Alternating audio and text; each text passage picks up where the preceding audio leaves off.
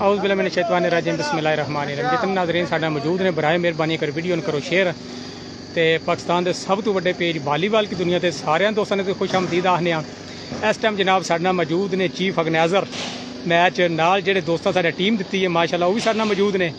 इन्हां को पारां दे कोई थोड़े मालूमात लेने। अच्छा मुतनसर साहब माशाअल्लाह तुसीं जितने मैच कराए ने बड़े अच्छे कामयाब मैच रहे ने ते हुण फिर तुहानूं किवें ख्याल आ गया एक होर मैच कराने दा? बस जी अल्लाह की करम नवाजी है, भाई साकब की मेहरबानी है जी जी ते स्पैशल साकब के उस्ताद अज मनाल की मेहरबानी है, जो आ रहे हैं जी जी ते उन्होंने हुक्म ते जनाब मैच हो रहा है। माशाअल्लाह बड़ी गल है यार। ते भाई जी तुसीं ज़रा तारफ कराओ सन। अस्सलाम वालेकुम। उच्चा बोलो। अली रज़ा घुमन जी माशाअल्लाह जनाब। सरगोदा तो जी जी ਤੇ ਮਤਨਸਰ ਭਾਈ ਦੇ ਕਹਿਣ ਤੇ ਮੈਂ ਟੀਮ ਲਿਆ ਰਵਾਂ ਅੱਛਾ। ਲਿਆ ਰਿਹਾ ਵਾਂ ਸਮੋਰਟ ਕਲੱਬ ਨਾਲ ਜਿਹੜਾ ਸਾਡਾ ਮੈਚ ਹੈ अच्छा ਤੇ ਸਮੋਰਟ ਕਲੱਬ ਦੇ ਮੁਕਾਬਲੇ ਜੇ ਟੀਮ ਉਹ ਤੁਹਾਡੀ ਟੀਮ ਹੈ ਜਿਹਦੇ ਚ ਮਲਕ ਫੈਸਲ ਰਾਜਾ ਦਾਨੀ ਅਤਵਾਲ ਹਾਂਜੀ ਦੂਸਰੇ ਜ਼ੁਲਕਰਨੈਨ ਖਰਲ ਅਲੀ ਜੀ। ਰਜ਼ਾ ਘੁਮਨ। जी जी अली रज़ा कुमन।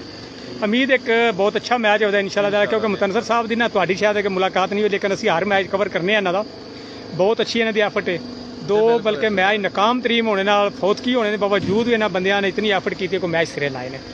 असीं अप्रीशिएट आने मुतनसर साहब एक दफ़ा फिर सारे दोस्तों नूं बकाया जितने दोस्त मौजूद ने वीडियो करो शेयर। इंतजामात बिल्कुल मुकम्मल ने बादशाह जनरेटर चल गया लाइटिंग हर चीज़ क्लीयर है लिहाजा जितने दोस्त नज़दीक ने वो बराए मेहरबानी फौरी तौर पर ग्राउंडे पहुँचो और जो बैरूने मुल्क ने जो नहीं आ सकते या साढ़े दूर दराज के दोस्त ने वो मेरा वीर इस पेज पर सारा मैच मुकम्मल लाइव आया जाएगा और इंशाअल्लाह ताला मिनात असलम गोंदल जो वो अल मरूफ सुल्तान राई अपनी पूरी सैटिंग में मौजूद होगा जी। हूँ सारे दोस्त इजाजत इंशाअल्लाह ताला जो मैच स्टार्ट होंगे फिर दोस्तों की खिदमत हाज़र होने अल्लाह सुने दे वाले।